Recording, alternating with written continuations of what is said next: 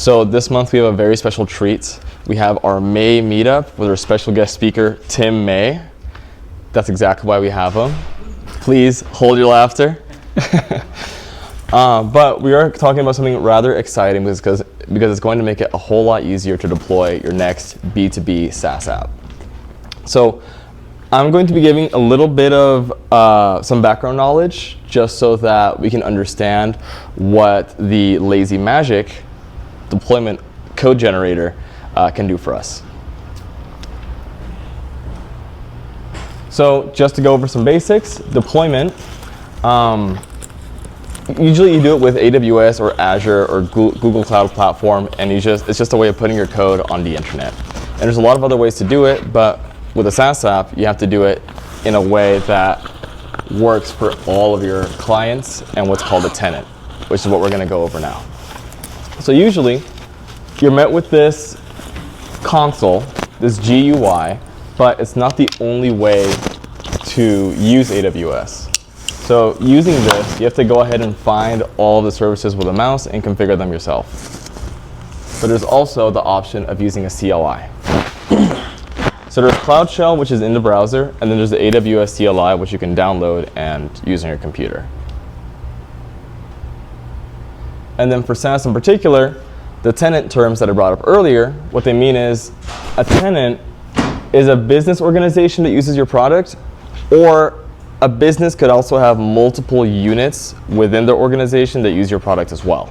So this could be anything like, if you're a chain store, a tenant would be every single location, which has their own logins, their own inventories, and their own products to sell. And it could be like a car dealership as well. Just any business that has multiple locations or multiple units, every one of those is a tenant. And that's what single tenant and multi-tenant means. So tenant isolation describes how you keep your data separate, because of course one location or one business unit's data can't really commingle with another's, and they do need to be private. So it's about describing the strategy. Is that right, Tim? Yeah. Sure. So there's multiple ways to do it, but one example is to have separate databases, separate tables, and unique IDs per tenant. And then tenant-aware authorization just describes the process of authorization that marks a user with a tenant, so no one gets logged in the wrong organization. And then a very key part of this is Swagger/OpenAPI. This is just a way to document pretty much most of your backend, right? So you can document the REST or HTTP API, bless you. And you can also define endpoints, schemas, like database schemas, authorization, and you can have examples as well. So it's really good for testing and just for definition, and it's a good gateway between basically most of the teams of your software. So the front end can use this to know which API calls they can make and what are they going to get out of it. The testing team can use this to know exactly what should be coming out of each and every API, and on and on. So that's a good little background. So now we can go ahead and go into the lazy magic. Get into the details. Exactly. See if I can get a screen share going here. Absolutely. All right. Oh, it's there. It's only got the one side. I feel so limited. I know, me too.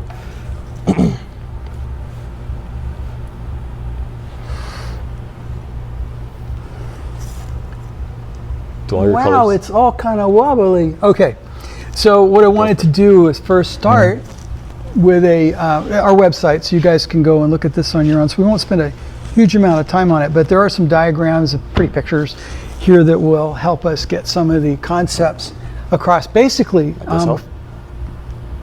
right now I see. Yeah, there we go. Yeah, it works. So basically what we want to do is understand why we would need a tool like this, what the tool does, and how it can accelerate the process of bringing a product to market. Basically, there are different ways of going about generating code.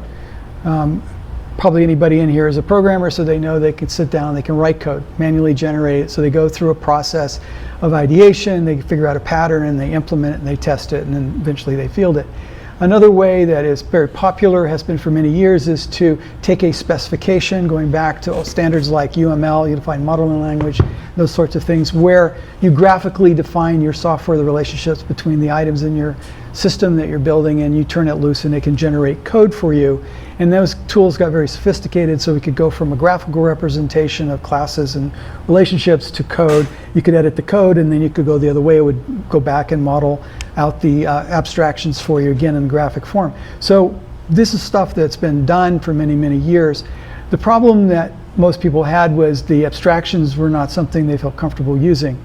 So that hasn't been as big a part of the industry and toolkit, if you will, of programmers, as people thought it was going to be, the Grady and all those guys back in the day. Now, these days, what are we doing? We're going in and typing in requirements in text, or maybe we pointed at a diagram that might establish the relationship of various items that we're trying to manipulate in our system, and we have LLMs generate code for us. And that, you know, your mileage will vary. But at the end of the day, we're finding new ways to generate code.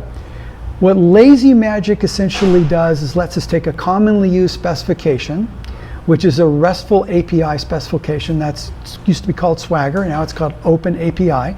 This is a standard in the industry. And what it allows us to do is say, here is all the ways you can talk to me, the web server. Here are all the operations I can do for you, and here are all the data that I can exchange with you. So we have the operations, which are expressed as a path. You guys have probably used this many times. And an operation like get, and you say, go get me a pet, get me a user, whatever. And maybe you pass in an argument like an ID. That needs to be translated into a backend call, right? Through some kind of routing mechanism to a piece of code that knows how to talk to the persistent store, your database, and pull that pet, a user, whatever, out, and then exchange it by sending it back to the client. And the client then needs, oh, okay, well, what is this pet? This is called a data transfer object. So on the server side, there's a form that takes that we use to store it in a database. And on the client, there's a form that takes that we use to manipulate it in our client program.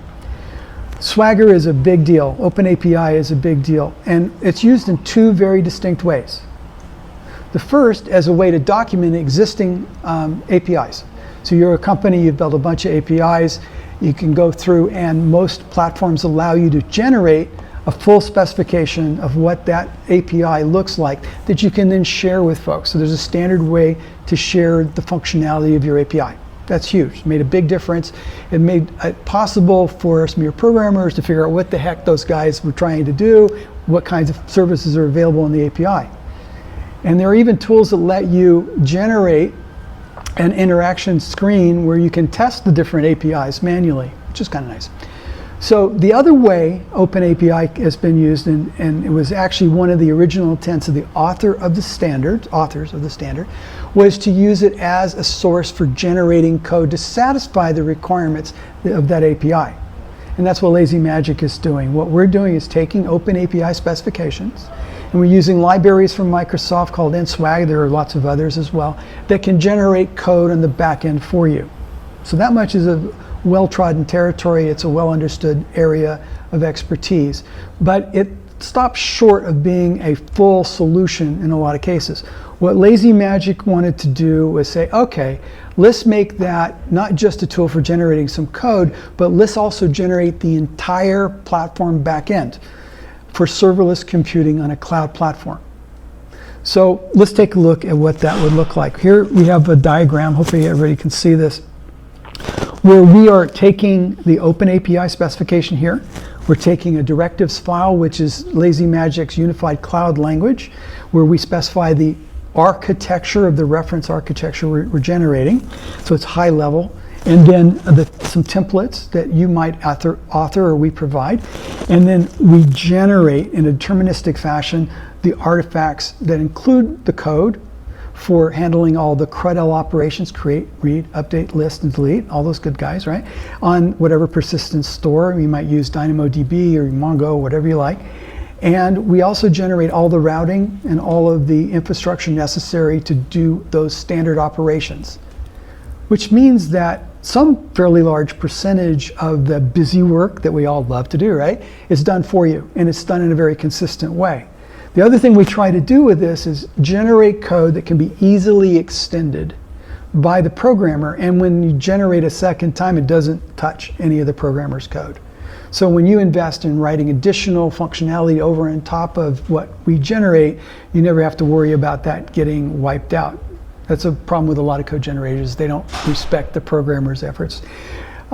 So if you look at this diagram, you can see that we're generating into the CI, the continuous integration, that little bubble, the necessary artifacts that it can be used to set up a system, to compile and build a system, and then we use continuous deployment to take that system, along with some artifacts that know about the target platform, AWS, whatever, and deploy it. So this is kind of where it fits into that whole development, continuous integration, continuous deployment. Now I got production code. Or maybe you're deploying to dev, and then you deploy to test, and then you deploy to production. So you can have a lot of different environments. We use a number of different reference architectures. So a reference architecture is a tool that is used by development teams to establish an agreement on what they are that they're building and how they're going to build it. So when people have a question about, I'd like to add this feature, a reference architecture will let you have a meaningful dialogue about where that feature fits and what its impact on other functionality in a system might be. So it gives you a roadmap for talking about the enhancement, the evolution of system feature sets over time. And when we start building a system for the first time, we can pick a lot of different reference architectures. You've probably heard of reference architectures like microservices, 3-tier. There's all sorts of different architectures out there. We chose to focus on our initial efforts on the serverless architecture. What the serverless architecture is, and this is true both on the Azure side of things and AWS, is a set of services that scale to zero, meaning that if you're not actually using them, you're not paying anything for them, which is scale to zero, right? Zero cost. And in addition, they are all services that will scale up for you to whatever level of capacity you need for the current traffic that you're experiencing in a seamless way. If you have to write that yourself, it's a challenge. It can give you a very big sink of resources to make that work well. So a serverless architecture is where the cloud provider, in this case AWS, Azure in these examples, are already invested in providing that scalability and those services, so you just use them. That's why they call it serverless. It's not like there's no server, it's just you don't have to manage the server, you don't have to spend multiple servers up for volume. You can just depend on the cloud provider to do that for you.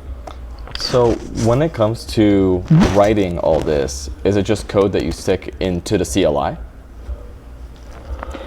So the command line interface is one of the tools that we might use to provide, to create resources in the cloud and configure those resources and maybe seed data up into the cloud so that you have a functioning system. So you might use a CLI in your development toolchain, you might use a CLI in your continuous integration, but more likely you use that CLI to publish things to the systems, whatever cloud you're using. So AWS CLI might be used, for instance, to set up a DynamoDB database. It might be used to set up an API gateway and so on and so forth. There are actually 3 native ways to use AWS to set resources up. One is the CLI. Almost nobody does that at scale because it's a little clumsy. The next way is they have something called the CloudFormation language, where you can develop a template which lists all of the resources and how they're related, and then you can deploy the template in one step, and it creates what they call a stack. So a typical stack might look like this here, where we have the CloudFront, which is a content delivery network. We have API gateways that are handling the incoming requests, and then those are sent. You can think of it as a traffic cop. It's saying, okay, I'm going to send this request to this Lambda or that Lambda, and the Lambda service will actually launch the Lambda, handle that request for you without you having to get in the way, and it happens pretty quick. And it will also launch multiple copies of those Lambdas to satisfy any level of traffic that you might have. And behind that, you've got the DynamoDB, where you might be storing information. So those resources are examples of the kinds of resources you can specify in your template and will be created, allocated for you because you've published this template and it creates a stack. Okay, that's the second way. The third way is something they call the Cloud Development Kit, the CDK, where you use your favorite language, probably, let's say you're Python, or maybe you use JSON, or maybe you're C# or whatever. You have a favorite language. They have a whole collection of tools that let you describe your resources in that language in an object-oriented fashion, usually, so that you can programmatically define your system. So rather than in a template having to list 4 or 5 of the same resource with slightly different names for slightly different purposes, you might have a loop in your program that says, okay, I've got an array that specifies the differences with each of the resources. You sort of loop through the array and you publish each of those resources programmatically. So the CDK is probably by far the most commonly used technique. It's similar to CLI, except you're using your own favorite language and you're able to programmatically define the pieces that you want to deploy. Make sense? Definitely, makes sense. Is that something that you use in your terminal? Yeah, you would use it. You could do it in a terminal. You could, but you can have a headless implementation. You can write a program like that, and you could run it in a process, so it's ideal for being run inside, like a CD pipeline, where it's hands-off, right? The whole idea of continuous deployment is there are no people involved. It just uses triggers, and it goes ahead and does things. Come back to that. Okay. So, yes. I guess what I want to do is see if I can make this a little bigger so everybody can see it. I want everybody to look at this diagram. This diagram down here, this is the one that all the goodies are in. You can see here that we have a number of different items that basically define a tenancy. Gabriel did a good job of talking about what tenancies are. When you have a large organization or you have a startup where you want to serve a lot of different businesses, it's important to be able to isolate everybody's assets. So you can see here that we have separate S3 buckets, which is AWS way of allowing you to store arbitrary files. You have a separate routing for their domain, let's say. You have a CloudFront distribution so that you can actually use subdomains to identify the tenant, so all the traffic gets sent to the correct tenancy.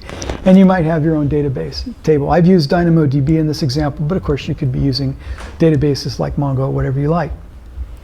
Okay, and then the rest of this infrastructure in the back end are common across all those tenancies, so you have an enormous amount of functionality that's provided for all your tenants, and then you have that special sauce for each tenant where they can do their own branding, let's say, or have their own database separated from everybody else's, and that can make it a lot easier to address compliance issues and basically prove to your customers if it's a B2B relationship. You can say your data is separate from everybody else's, your stuff is special. Okay, any questions on that? No. Okay. I can't see anybody, so you have to yell. The lights and theirs. All right, so what is Lazy Magic? Lazy Magic is an open source project, and it's got a few different pieces. One piece is the Lazy Magic MDD, which is under GPL. It's dual license. We can offer proprietary licensing in some cases, but if anybody wants to just use it, they can use the GPL license and fork it and play with it. It's essentially the tool that knows how to read the open API specs and the Lazy Magic directives file, which is this unified cloud language that I mentioned in it, and then generate the artifacts. In addition, it lets you develop plugins so that you can create different artifacts for different target languages for your backend code, support different target platforms for deployment. All right? So it's very extensible. It's designed to let people add whatever target platform, whatever target language that they're interested in, into a process that's well defined. It's very straightforward. It's not very complicated. We read YAML files and JSON files, and we manipulate what we find there to produce these artifacts.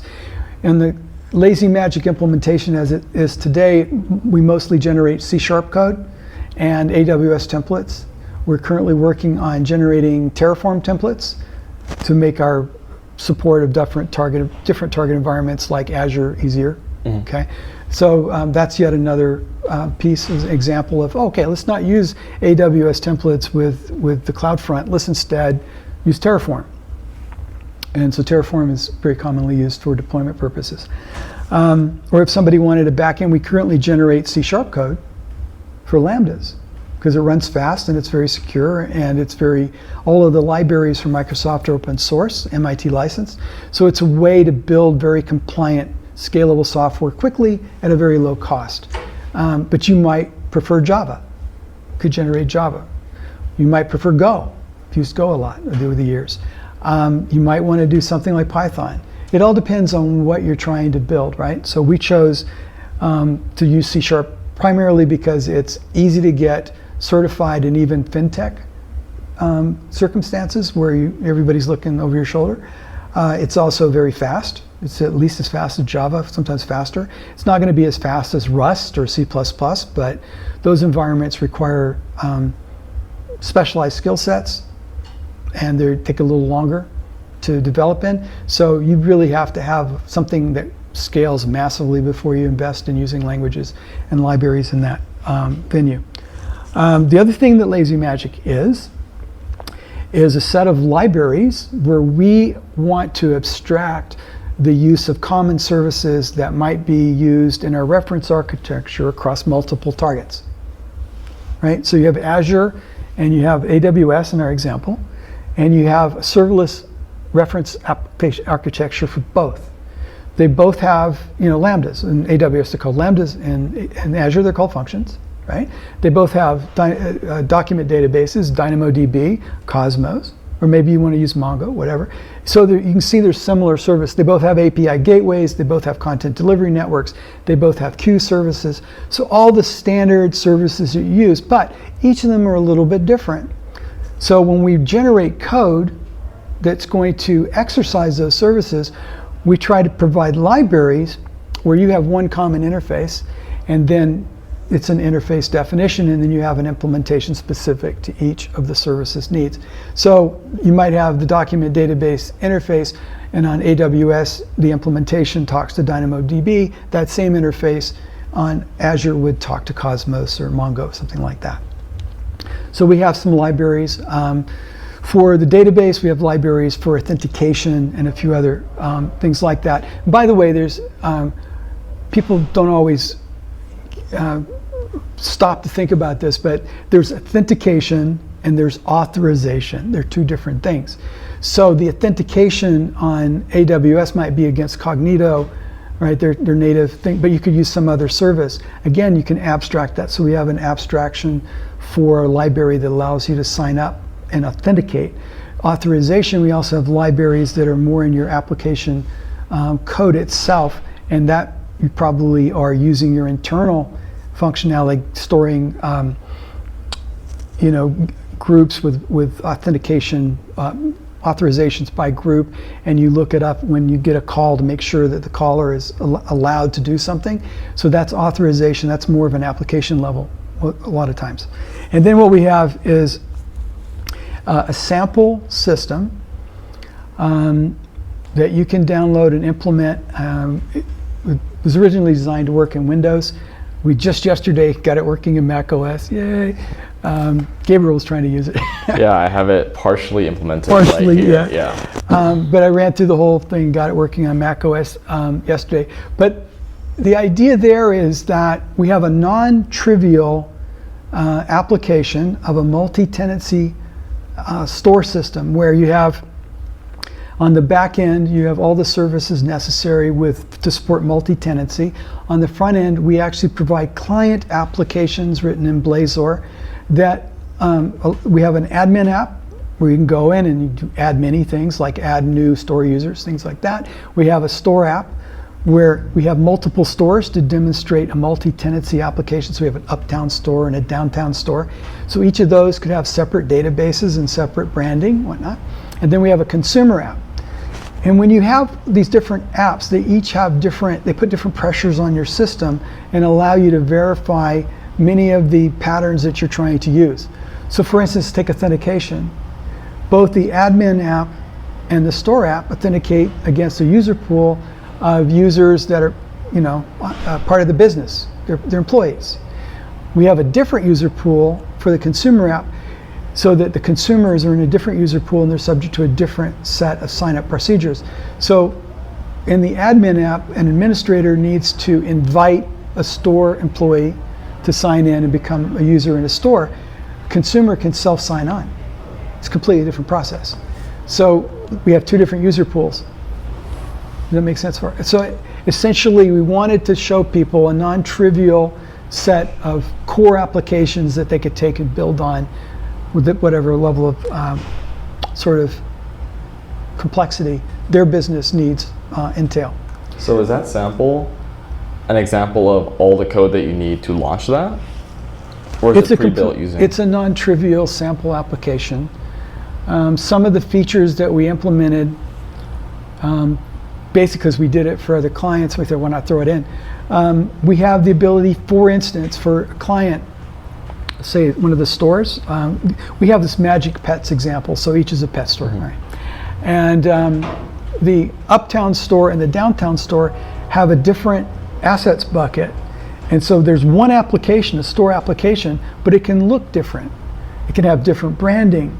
It could have maybe some different text. It could have some different assets like pictures of the store and things like that, or pictures of employees, employees' Christmas parties, whatever you want to present. It depends on how social your store is, right? Definitely. Yeah, so you can actually have the same application, but we will go and get different assets based on which of the stores you're using. If you go updown.magicpets.com sort of thing, it would go and get the uptown stores S3 bucket resources, and those would be presented in your web app.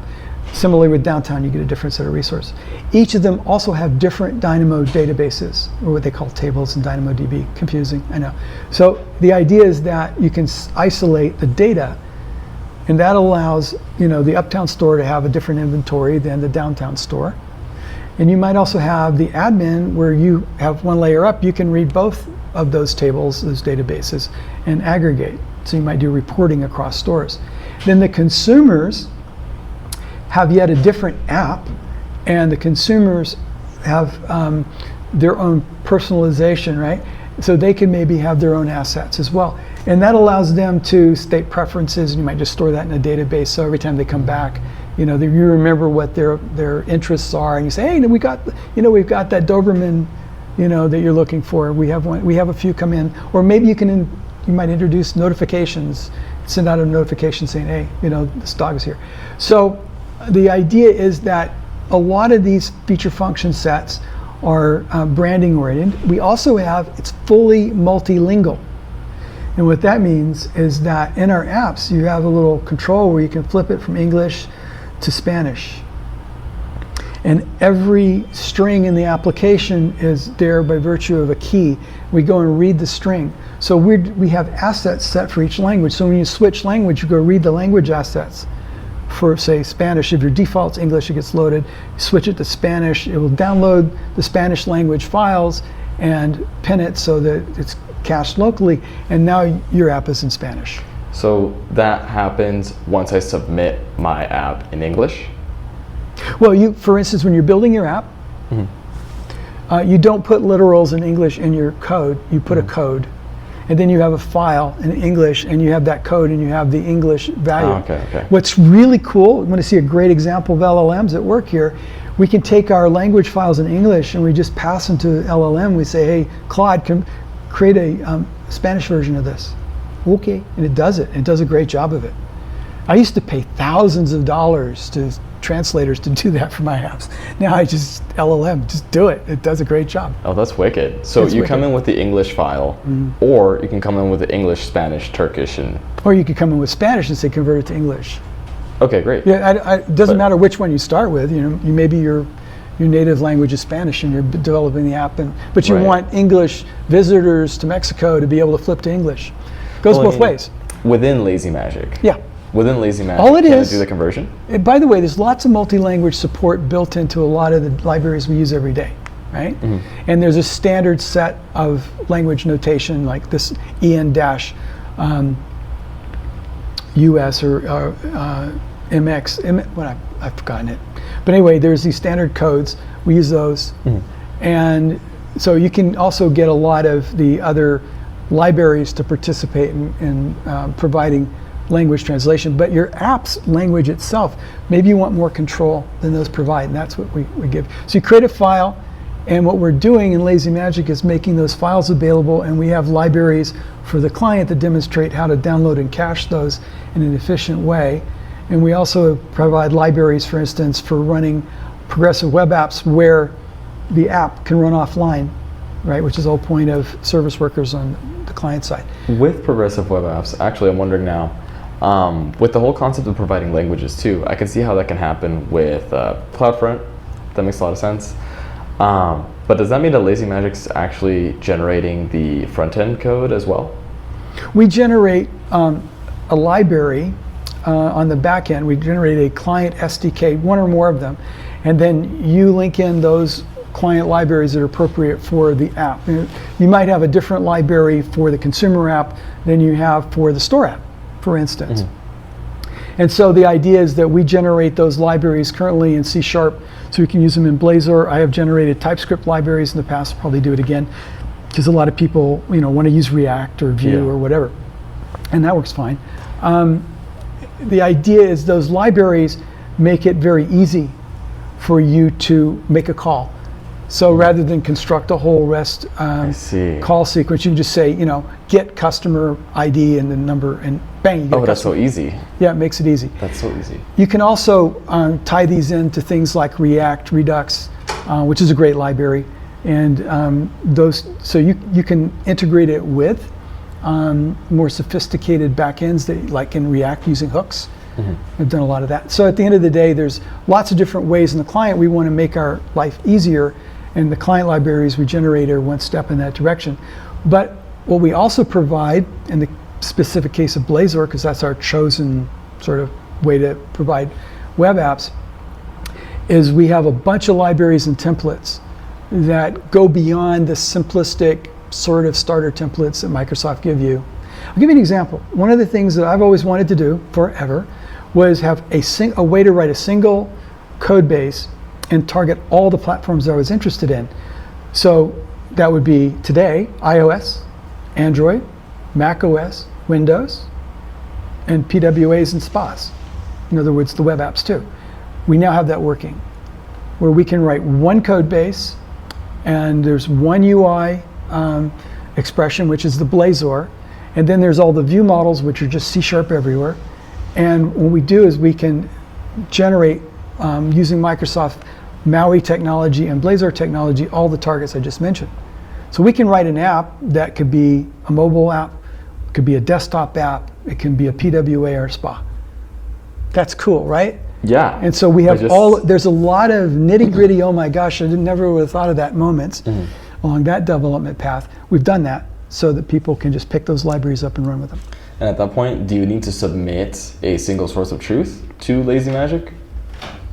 What would a single source of truth mean in this case? Meaning, like, would you need to submit one web app or one mobile app that it can then convert, or? Well, these are templates you would just take and extend. So in other words, you won't need to convert anything. You would just take those templates. They're already doing all the bread and butter stuff that you normally do in any application. Right. And you would just extend them. And you'd probably use Cursor or Windsurf or something like that to do a lot of the extension. We use it a lot. We use Cursor, for instance. And this is talking about making a UI. Yeah, this is for each of these channels. Yeah, so you do the UI once, right, and it's reused in all those targets. Nice. And it's we use things. The pattern we use, for what it's worth, is MVVM, model view model, which is very popular. It has been less popular in the web side of things until recently, because there's a tool that we use called Reactive UX, which is a tool that's been around. It's available in a bunch of languages, lets you treat events from a system as a queue, and it makes your life easy to manage all kinds of events, and that allows you to take the MVVM model into the traditional web app space. But that's all illustrated in the tool set that we have. Nice. All right. Nice. So, see how we doing on time? I was actually about to check. 3:18. 25 minutes left. Okay, so let's take a look at some real code. I know everybody's like, I gotta. Yeah, I want to see it. Yeah, let's see some real code. All right, Mac's arguing with me here. All right, so what I've got on this Mac is the sample system, and launch Rider. By the way, Rider is now free. Rider is a cross-platform integrated development environment with substantial feature set. It's on par with Visual Studios and you name it, whatever you want to put up against it, it's up there. They've been around for a long time, and they have a lot of different languages they support and a lot of different platforms. I recently used it on Mac, and it's been a pleasure. They also have, and as everybody does now, an agentic interface, so that you can generate code and whatnot. I use JetBrains a lot myself, so when I heard about that, I thought, oh, perfect. Yeah. So let's go ahead and look at, which project is this? This is the admin app. I think I want to change to a different app. I want to show you the back end. So let's see if I have it up here. I don't. So got to go up here. You go File, you go Open, and whoops, File, Open. Why is it? Ah, geez, Mac's wonderful. You might also be able to press the project name. Oh, Yeah. Perfect. Never mind. Right, and then what we'll do is we got a repos, and we can see that we have a in here somewhere. We have the dev, and under that we have Magic Pets. We have tenancies, and that's a project that we maintain just to have an easy way to collect a bunch of assets and publish them up to the cloud. And the one we want to look at is service. So I'm going to open that. So this is the back end. We're doing it in a new window, so we can flip back to the other window. And what I'd like to do, first of all, I'm sure most people have experience with YAML. We need to make this bigger. I think it's Control or Option Plus on this thing. Oh. You might be able to hold Control and scroll. No, I want to make it bigger. Oh, it didn't work on this. There's a way to make this bigger, I'm sure. The Control and scroll didn't work? Which command? Or Command and scroll. Good, man. All right, here we go. Hopefully everybody can at least start to see that. Can everybody see that? More? Yep. No, we got it good in the back. Okay, so basically this is the Lazy Magic system, and what we're going to look at is the directives file. All right, so we have under our solution items, just top level stuff, we have this Lazy Magic YAML file. So what is this? Well, this allows us to, using directives, describe the system we want to build. So we have a number of different types of directives. We have, and each of those directives have a number of different artifacts they can produce. And the idea is you can add directives to the system with the plugin architecture. You can also add artifacts that represent what that directive should generate, right? So let me jump down to past the default stuff. These are just reusable pieces. We'll see them. Okay, authenticators. So the first one we're going to look at is authentication. So we have a tenant auth in the artifacts. We have an AWS Cognito resource, and we point to a template that we want to use. So believe it or not, that generates an entire thing on the back end. Right? So we say, oh, okay. And then we have another one here for consumers. Remember I said we had two types of users in our system? Yeah. So we've got the employees that would authenticate for admin or store use, and then you have your consumers. Were these the templates, the template YAML files, were those handwritten? This is handwritten, yes. Might we take a look at those templates? Oh, you're saying this template that it's pointing to? Yes. Getting into server application model templates, it's a whole thing. We'd spend, it's a rabbit hole. Oh, I see. Part of the reason we do it the way we do it is you don't have to do that. Yeah, no, I see it. Yeah. Basically what I'm getting at is, it looks like you still need to know what you're doing, AWS-wise. This is not a low-code environment.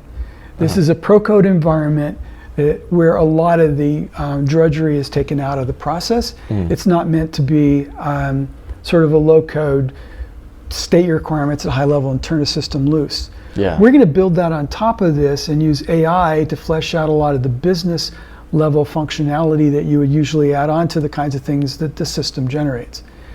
And that's because it's deterministic, right? Yes, exactly. You can get that high level of reliability. Well, if you are in the fintech business, financial technology, or casinos, or banking, or investment, these are highly regulated industries. And if you're in a B2B relationship particularly, then what will happen is you have to prove to your business partners or to the regulators that what you've written meets certain standards. Okay? And the way we do that is they come in, they look at your process, they look at your documentation, and they look at your code, and they review it. And there are some things that will end the conversation very quickly. For instance, if you've used Node.js in your back end, you could forget fintech, you'll never get certified. So at the end of the day, they look at the technologies you use, they look at the methodologies that you use, and they look at your business practices, your development practices, and all of that.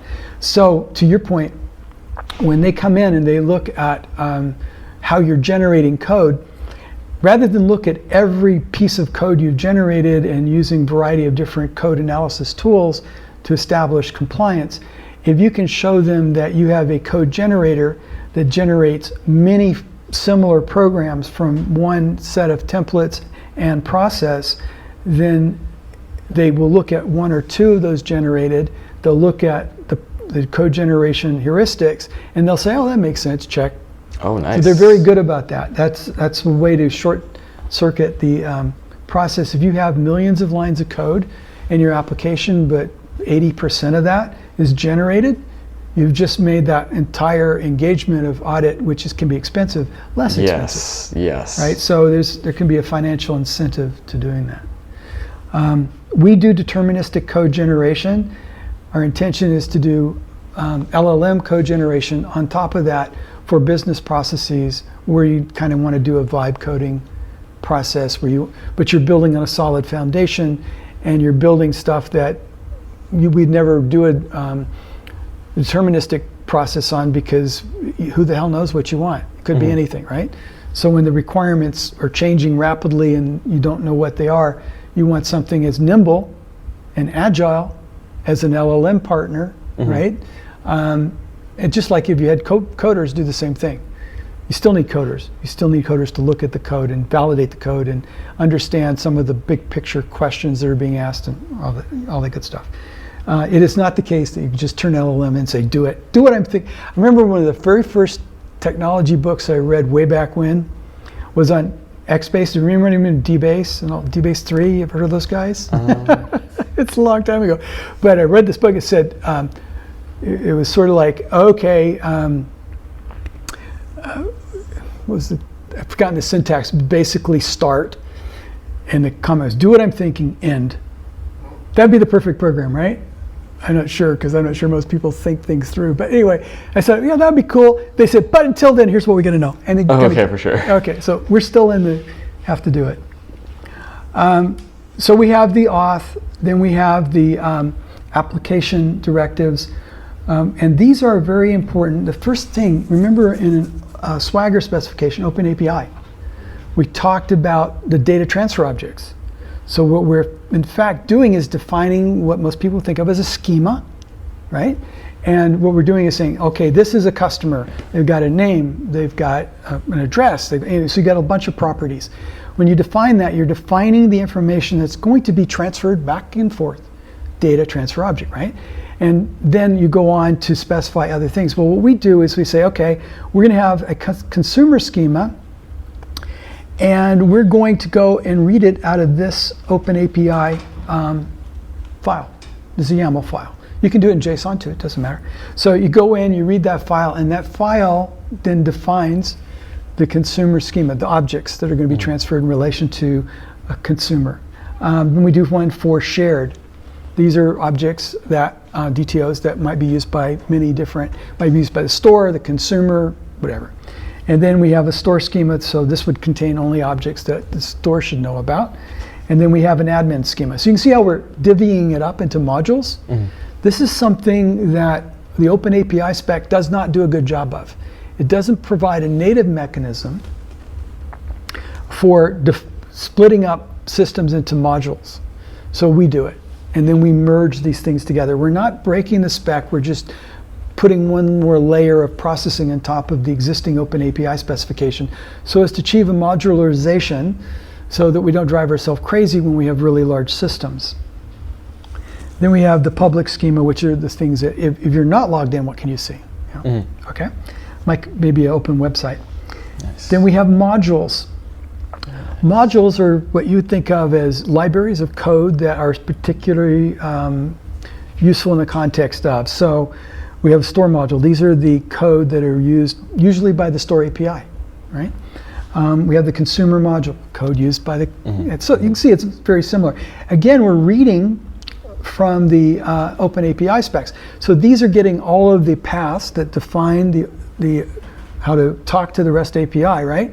And so we're going to translate those into actual code in the back end. And we have default artifacts that are automatically generated. You could, like all the directives, you could add additional artifacts and generate different code. When you say default artifacts, do those just ship with the code It's right up here. You can see that. I'll just go back to the top. Module default type is a module, and its artifact is a .NET controller project. Nice. Okay. Right. And so I kind of layered it in so you don't have to repeat the same thing over and over again. You see here it says use the schema default, and down below you can see use the module default. Right, so it's reusing that specification further up in the file. By the way, if you ever really need to process a YAML file with dynamic typing, where when you read through the YAML file, you're creating different classes based on like a type specification like we see here, you could look at our MDD generator. It has a very nice implementation of that. And we went through a number of iterations over the years. The one we have now works great, and it's very extensible, so you could use it for lots of different things. So we have the store module, consumer module, public module, and then we get into the containers. So containers is a generic term. Executable could be, you're talking about a container that might live in Fargate or a Kubernetes cluster or whatever, but it also could be a Lambda, and that's primarily what we focus on. So we're generating an artifact of an AWS Lambda resource. And you can see here that I can attach policies to it. So these are a way to tell AWS which permissions this executable has from that Lambda. What's it going to reach out and touch? So you can list those at these levels of abstraction. Nice. Then we have store Lambda, we have consumer Lambda, and we have a public Lambda. Now we get to the next layer, which is your APIs. So an API is usually implemented as an API gateway. And an API's gateway job is to proxy incoming requests to resources in your system that can take action for that request. In our case, these are Lambdas usually, could be other things. Could be a call to a Fargate container, but you have the ability to wire up any incoming set of calls to any number of different Lambdas. So here you can see we've got an admin API, and it's using the admin Lambda container, right? But down here, you can see that we've got a store API, and it's actually using the store Lambda, the consumer Lambda, and the public Lambda. So you can reuse the modules, and that allows you to achieve a modular monolithic architecture, which if you're an architect is the new thing. Basically, we're getting away from microservices. A lot of people think of them as technical debt, and starting to use a modular monolith, which means we deploy it as a monolithic executable, but it's modular in nature. So you assemble that monolith from well-defined modules, and therefore you can create and field different executables that have different collections of those same modules, the ones that you might need to be in process or near process. Right? So it's a way of sort of having your cake and eating it too, because frankly, the amount of memory consumed by modules is not high, right? Code isn't what eats up memory these days. And you can then just shuffle these different modules with their well-defined interfaces into an executable, making everything you need to use to accomplish some set of business tasks quickly, efficiently, right there at hand. So here in this case, with those different containers they have here, I see that you have one definition for the authentication. Is that something that you can also have multiple definitions for? Depends on your target environment. In AWS, without going to extra work, you can associate one Cognito user pool authenticator with one API. So then it means every single call coming in will be authenticated against that Cognito. And it's really simple, it's 3 lines of code. If you need a model where you want to authenticate against multiple user pools, you can use Cognito user pool aggregation, accomplish it that way. So you'd have a special authentication user pool that knows that it's really going to touch 2 or 3, 4 other user pools. Or you can create lambdas that call the user pools, multiple user pools, and return a result. These are all more complicated. Generally, I try to stay away from that unless I need it, right? It's one of those things, yes, you can do it, but we don't support it at this level. It would be, what you do is your authentication would point to a service instead of Cognito. So you write your own authenticator, it's a Lambda, and behind the Lambda it talks to one or more Cognito user pools or whatever. Maybe you're using Microsoft's Active Directory, whatever. I mean, you can lots of different ways to store user information that you authenticate against. Does that answer your question? Okay, my follow-up to that is, do you have multiple Lazy Magic YAML files for the consumer app and the tenant app? No, you only have to have the one. Just the one, and it generates each instance, right? Yeah. Each view. Well, what we're doing with this is generating all the resources on the back end, and we're defining what all of the controller code that handles the route should be for each of the API gateways, which call the lambdas and so on. So that's more server side. We also, down below, I'll show you how we also allow you to enumerate what web apps you might have, because web apps are stored in the cloud as well, so you need to know where to go to download them. Right. Right. So then we get into the API. Really quickly. Yeah. What is your question? Oh. Yeah. Could that lazy magic file be somewhat divided into a different file and then be read all as one during runtime, like Terraform, or does it need to live within that lazy magic YAML file? We currently just have a single lazy magic YAML file, but if you wanted to achieve some level of modularization in the specification, there's a mouthful, modularization in the specification, you could probably write a preprocessor just to aggregate those modules into a single file to feed it to lazy magic, I guess. So you'll end up with one massive YAML file at the end. Yes, but one of the things I'd point out is this lazy magic file, which is only a few hundred lines long, covers a lot of ground. I mean, I was thinking, if this one file can do a multi-tenant SaaS app, every part of with bunches of different API gateways and bunches of lambdas and bunches of web apps. I mean, it's only a few hundred lines of code, and a lot of it's comments. How long is it? Every control to the bottom. This is 255 lines. Not bad. Not bad. I see the concern. I was thinking the exact same thing. But YAML doesn't have like a native import feature, right? Like import/export. Yeah, there's something, but it's not fun. For sure. You don't want to go there. Okay. Okay.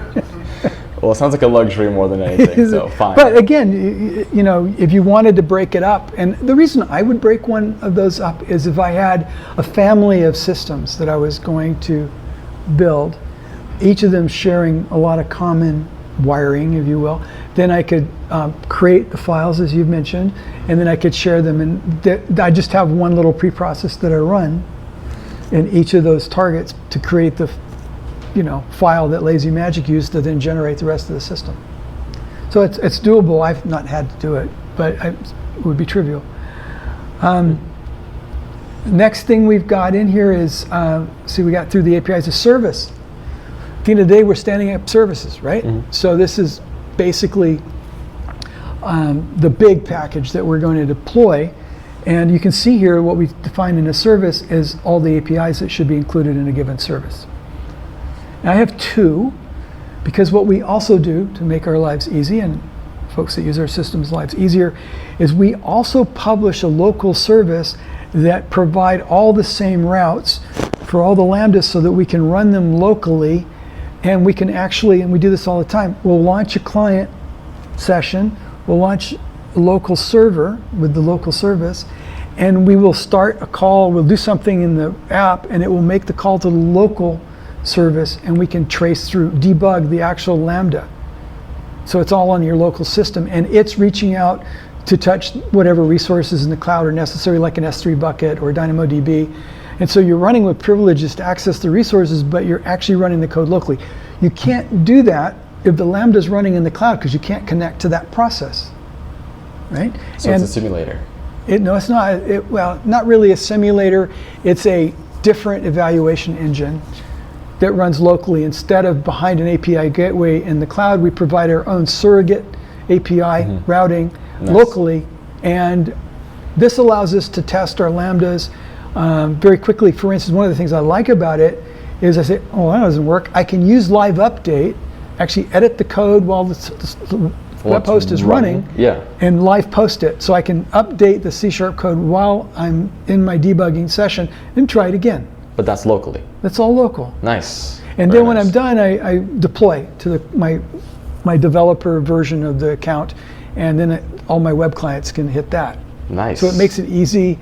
In a team, you can have developers working on the back end can be using the current client to stress test their back end, or they can have a test suite.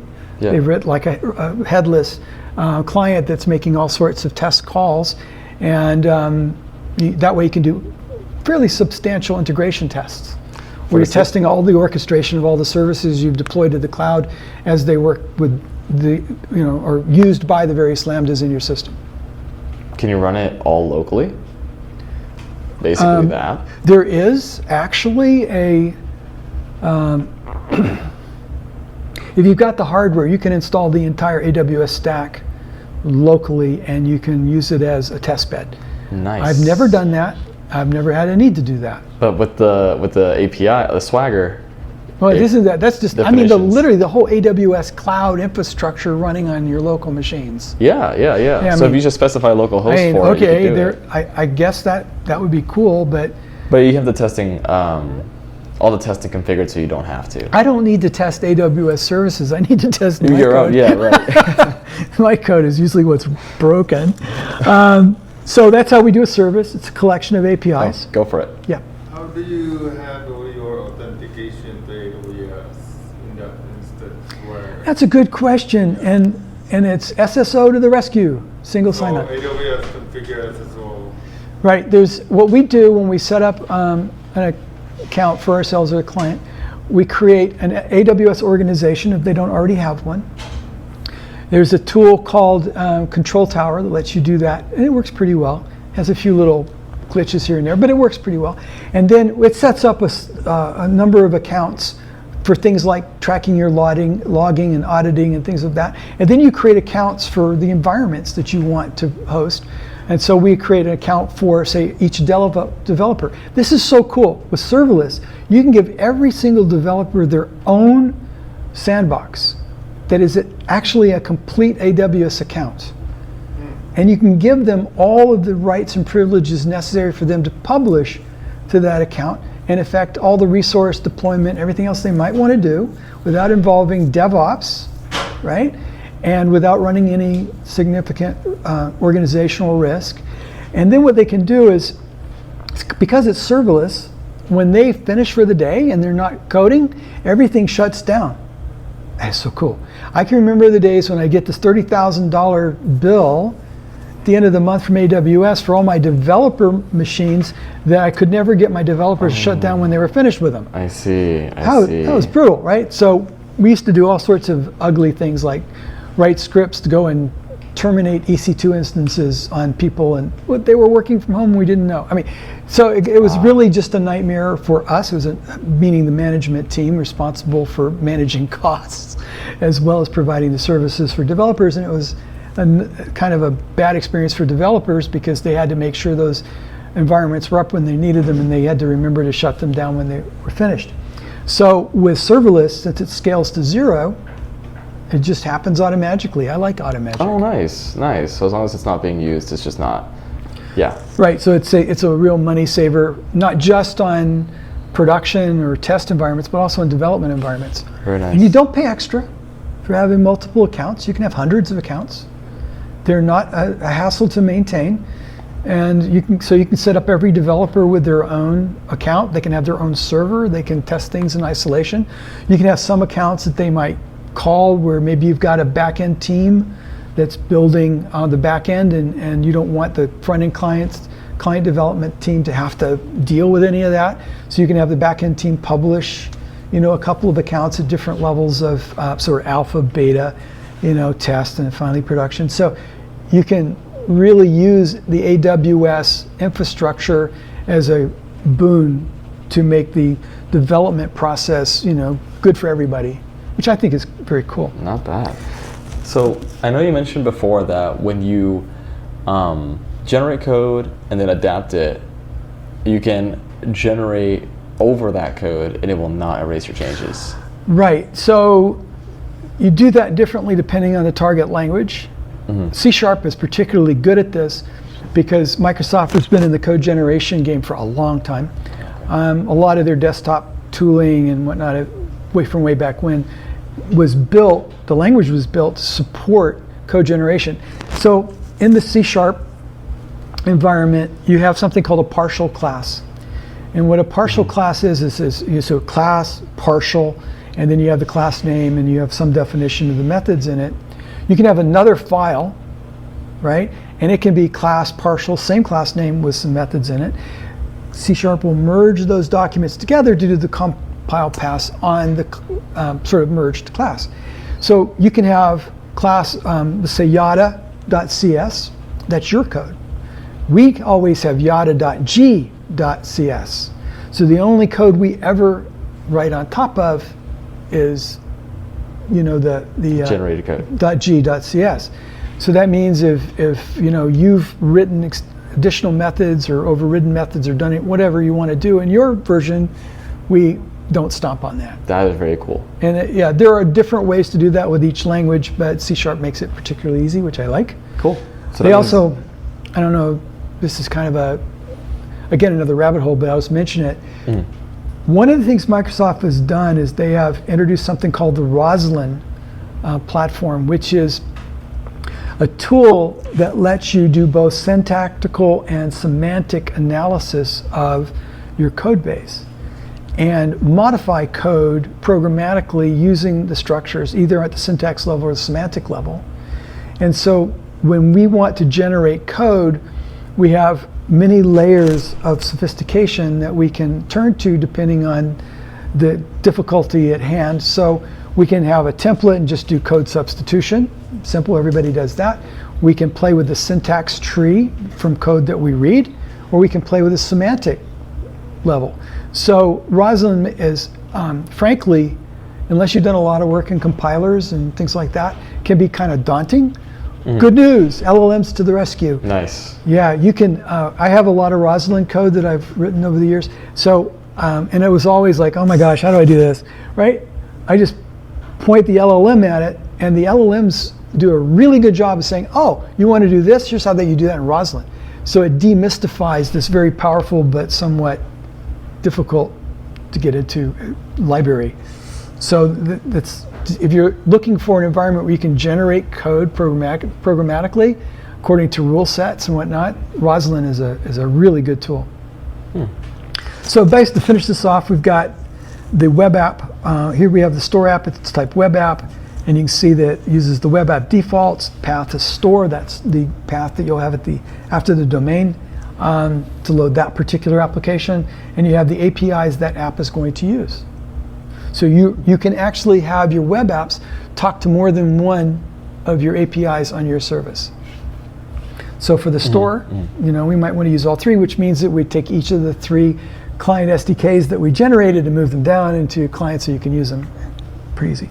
And then you have the consumer app. You can see it's got only the consumer app and the public API. And then finally you have tenancies. These are the basically what we're trying to do is define each tenancy that we're going to generate. A tenancy is top level. You can have any number of subtenancies. So depending on your business model, you might only have one tenancy. Yeah. In our case, we have the uptown and downtown and all that. That's defined elsewhere because it's the same deployment strategy. And we use data-driven tenancy information. I'm surprised it's just 6 That lines simple? of code. Yeah. The whole idea is that we wanted to reduce and isolate the complexity of each target platform. Yeah. So that when you take this reference architecture, which is what one of these files define, right? And we generate a bunch of code that the details of how that code is going to be published to and how it's going to use the resources of a particular target like Azure or AWS or Colo or on-prem or GCP or whatever. We're going to do as many as we can over the years. That just becomes a no-brainer. Now let's talk about briefly why that's important. Let's say you're a web shop, you do Azure, and you're turning away AWS work. Now you wouldn't have to turn the AWS work away. Let's say you're an AWS shop and you're turning away Azure work, you wouldn't have to do that anymore. So you don't have to configure everything in Terraform. It gives these Yeah. shops the ability to sort of write the code once and then deploy it wherever the client wants. So it gives them more ability to reach a broader market. Okay. Let's say you're an enterprise and you're acquiring companies. Each company you acquire, you go through a process. As a CTO, I used to have to go in and look at the acquisition and evaluate the efficacy of their particular system, and if we were going to keep it at all, because sometimes we had to. What was it going to take to integrate? And so you start writing up these strategies around collecting information, whether it be an event bus or ETL process, from one environment and centralize it. And it's very expensive. And now it's just an API definition away. Well, that's a start of a process that might be a better process long term. So for instance, all of those services that are provided in the company usually are just REST calls. Yeah, so you can generate the Swagger API, right? For all of those, drop it into this platform, generate the back end, and then you start taking the business logic across, and now you've got a rip and replace strategy that's fairly straightforward, and you can sort of do it a little bit at a time, and you do it across multiple platforms, and what you're getting is the ability to move the workloads around. And even if you decide to stay on Azure and AWS at the same time, maybe you can start moving your workloads back and forth wherever it might make sense. So for companies at scale that are having to do migrations and integrations and rip and replace, there's another opportunity here to do that in a way that might be more manageable. I can't tell you how many meetings go into developing a strategy for the acquisition and integration of a new company acquisition into an existing corporate infrastructure. It can literally be a nightmare, and it can take years. If you can cut that in half, that's a big deal, right? So this adds a lot of liquidity to cloud decisions. I just mean like now you're not cemented into AWS. Oh, agility would be a better term. Sure, Yeah, so the other thing too is one of the hardest things that I've found, get on my soapbox I guess here, is that one of the hardest things to do at an enterprise level is create the messaging that everybody in the room can understand, right? It gets really hard because you've got people from different backgrounds. They might all be technologists, they might be stakeholders from different business verticals, whatever, but they all have sort of a different perspective and they have a different working set of language. So one of the things that a tool like this can do, at least for the technical people in the crowd, to a lesser extent maybe some of the stakeholders, is you can get a simplified model at a high enough level of abstraction that the fact that you're a Java programmer and you're a Go programmer and you're a Rust programmer and you're on and on. Some of those fiefdoms and some of those strongly held beliefs and some of those ways of looking at things become less critical to developing and executing a higher level strategy. So abstraction can be a big help in that. So I've been in situations where I've done something like this as nothing more than a communication exercise. Well, now we've taken the communication exercise and turned it into, hey, we can generate code from something that. real. Yeah. Yeah. So. While we're here near the end, mind if I open it up for questions? Sure, let's do that. Does anybody have a question? So at a very high level, this is essentially like a system of boilerplates that you're assigning. Is that a decent? Well, when you say boilerplate, Well, like it seems like you're bringing in APIs, you're bringing in tenancy objects, et cetera, and you're assigning each one of these. Now, in addition to the question is each one of these an OpenAI call, as these things are all getting assigned their values and their properties? we're not using OpenAI at all. Okay. We have a deterministic code generator, and there are two components to that. There are templates, boilerplate, Yeah. and then is a process. And the process is often data-driven, and the data that we're looking at is the relationship of that particular directive with other directives. You saw that we had sort of like the API directives Yep. talk to the container directive, right? Some number of containers go into an API, and the containers are using some number of the schema. So basically what we're doing is we use a dependency map, right? And so when we do our generation process, we're making sure all the dependencies and the artifacts that are necessary are in fact generated. So some of our boilerplate isn't just boilerplate, it's we might generate n number of items. Right. So we might have one boilerplate, it's one item, but we do dozens of them because of the dependencies. So it's basically one massive dependency tree. Does that answer the question? Yeah. Another question? How do you deal with kind of like drift, per se? Kind of like what? Drift?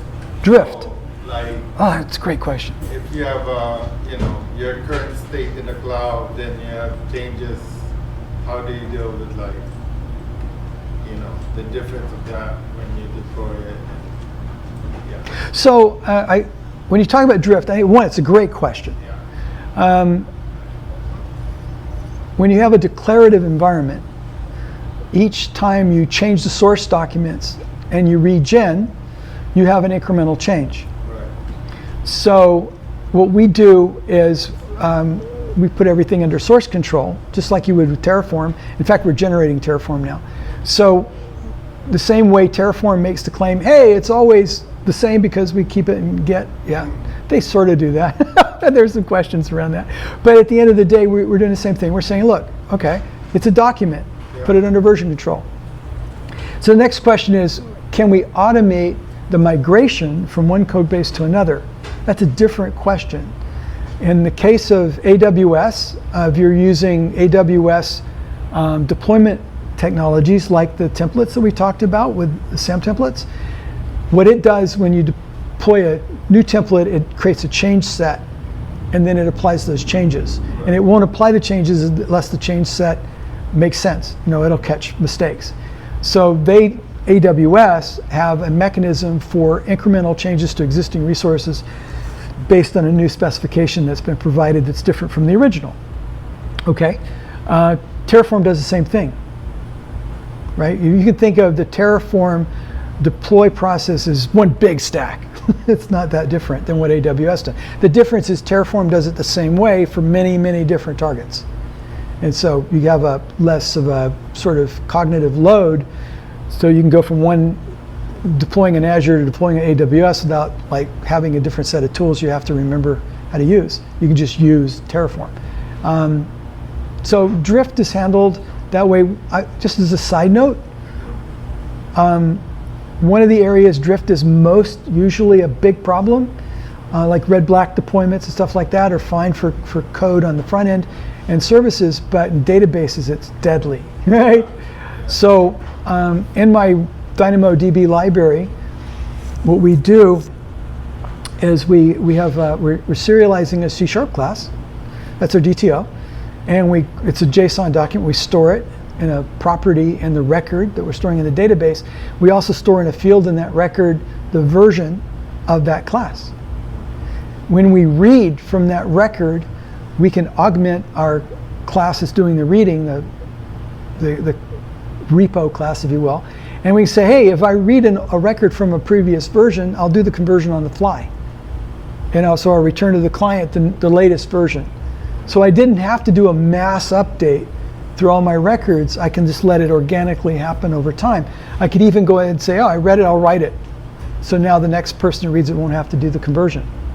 So what you get out of that is a way to, and I've done this a number of different times over the years, especially in ETL systems around data warehouses. But at the end of the day, this kind of allows you to have a graceful path forward where you have clients that are looking for the latest version. The data has not yet been migrated, but you do it on the fly. That's kind of cool. So that's one example of where you as a developer can build your own change detection and appropriate fix, I guess, on the fly. Does that make sense? Yeah. And on your deployment, are you using, like, for example, if you're going to deploy something in AWS, are you using CloudFormation under the hood, or Yes. how are you? We're doing it. We actually have a combination of techniques. We use stacks, so we use CloudFormation, or it's SAM, same thing. It's just a macro on top of CloudFormation. Yeah. We also do some CLI, and we also use a lot of PowerShell scripts. And the PowerShell scripts use the AWS Power Tools library, and that works great. We're now rewriting all that to use Terraform. So we'll be moving to Terraform for all our, mainly because that way we're writing a lot of core Terraform scripts, if you will, that we can reuse on lots of different platforms. And it's only the providers are, that you are familiar with Terraform and the provider? Okay, so that just means we're putting more of the weight on the providers to provide the common features that we need in different platforms. Yeah. Any more questions? Looks like no. We wore them out. Okay. I know, I'm sorry. Throw one more thing in there. Sure. Yeah. How is this different from, like, cross-plane kind of provisioning system? In a way, like, with cross-plane, you take a manifest and then It's very similar. Yeah. It's very similar, except Crossplane doesn't generate code. I mean, it's generating artifacts for deployment, but it doesn't generate your application code. No, it doesn't. Right, so what we're doing is primarily, we're an application backend code generator targeting currently a serverless architecture with the intent to maybe do some other reference architectures. And we're leveraging Terraform and our own abstractions for common libraries for common services across different targets to achieve the same thing as Crossplane does. So it's similar but different. It's kind of like a template shop per se, right? So you Well, build the template, sure, there's a lot of and people templates. would use There's- your template to deploy stuff. Yes, and it's. I think you would. I could argue that there's more to it than just some templates. There's a lot of other code involved in process, and in the libraries we provide. So I wouldn't call a library a template, for instance. There's also value in abstracting interfaces and process in the pursuit of a goal that's larger than just the kinds of things you can achieve with templates.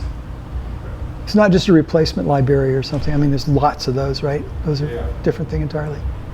Yeah, At that point, I will have to conclude our meetup. good. Thanks, guys. Thank you for presenting, Tim. Yeah, That it's fun. always blows my mind. I look forward to using it as well. So that's our main meetup. Thanks for coming to Sin City Programmers. And if anybody wants to present, just come talk to me. Right. Have a good afternoon. Thank you, guys.